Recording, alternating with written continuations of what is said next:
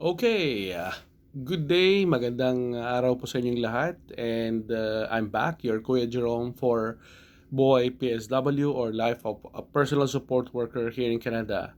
And this is my life. So, personal support worker again is equivalent to healthcare aide or nursing assistant or nursing aide. And it's what actually happens when you start as caregiver in Canada, and eventually, if you want to pursue with your caregiver work, you usually fall under a personal support worker program or personal support worker job. So that's what happened to me, and that's what I'm doing now. And I'm on night shift as usual, and it's my break time. That's why I'm able to do my vlogging. Anyway, I am in the place wherein we take our break for a few minutes, and today our topic is all about sick leave and what happens when your colleague is not able to report for their duty. And this is because it happened to me after a few months of working in my floor. I was so used to what I am doing, and suddenly there was a call that like it happened when my shift is almost about to end, and somebody came in and told me that if I could work for the next shift, since the person who's supposed to come isn't able to make it because of the snowstorm. Apparently, there was a snow last night, and I mean that night, the night before, and it was really bad. So I could really understand that not all could make it, especially if they are taking the bus or if they are not driving. Anyway, the thing is, I'm so used with my floor, and I'm so used with my residence. And what happens if you are not so used with the other floors? Of course, you feel the apprehension, you feel some fears. It's me, and because you are compelled to stay, you are compelled to do what is expected to be done from, I mean, what is expected to be accomplished by you. So you really have to report. So what happened now? I report to the other floor, and the good thing is the staff. I mean, my colleagues are very supportive, and my apprehension was minimized, and eventually, it was just gone. Like I was working smoothly. My colleagues are so supportive that because I came from night shift, and they understand it very well also that it's exhausting, plus the fact that we had new residents. So they understand that I may have not been able to rest during my break, so they're very helpful. That's a good thing. And with that, it made the work easier. So what happens when uh, your colleague is not able to report for work? Possibly because there is force majeure, or something happened that you cannot just proceed to whatever you want to do or what you want to go. So that's one reason. Or maybe because there are errands that you need to attend to, there is some emergency, there is a call that you needed to attend to, like a meeting maybe. And so with that, you may not be able to come to work or to your duty. Hence, you need to uh, call your workplace and inform the supervisor or the one in charge that you're not able to make it. And what happens to those people working and ending their shift? One or two or three, whatever the needs may be, will be asked to stay and extend their stay. And as I was saying, the good thing is my colleagues are supportive, and that's why I was able to deliver what is expected from me, and I was able to do the tasks that I needed to do. So that's the thing.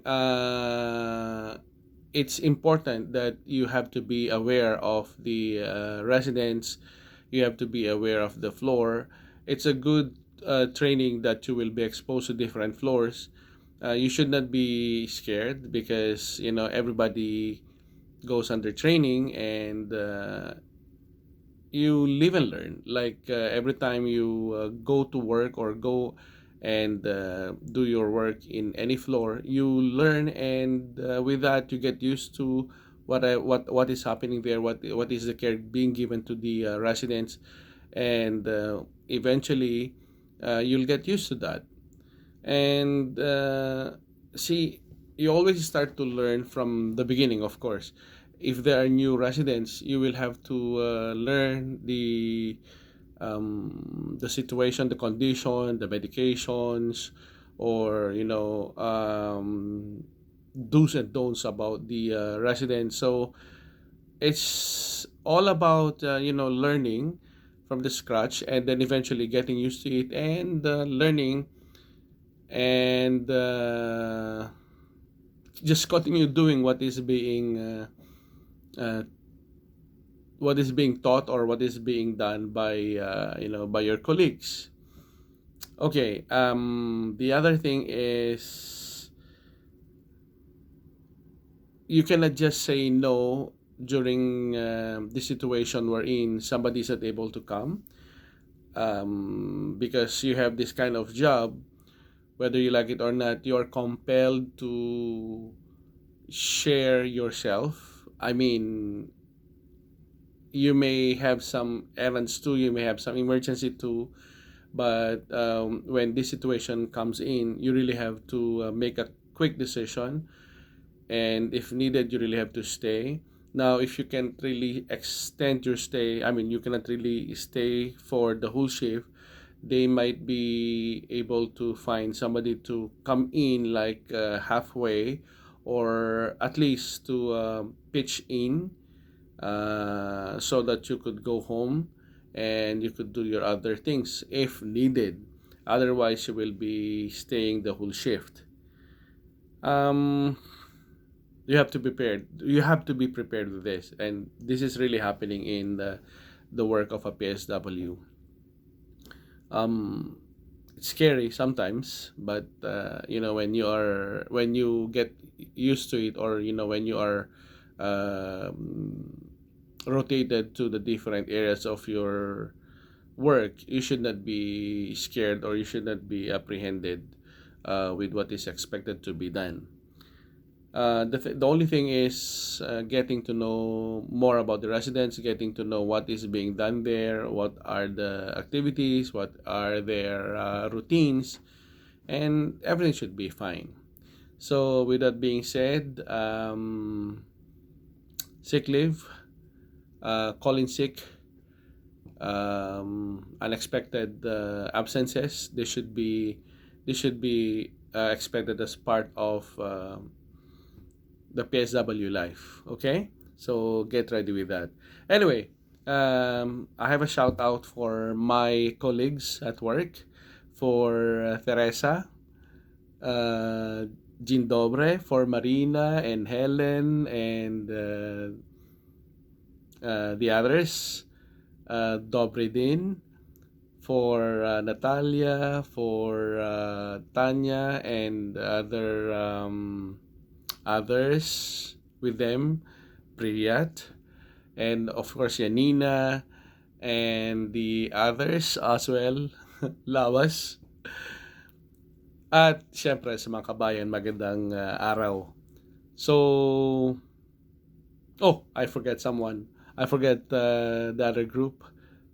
Chonden, Tingle, Kalden, um, Tashi Dalak, or Kate. Anyway, good day everyone, and also I would like to thank those people.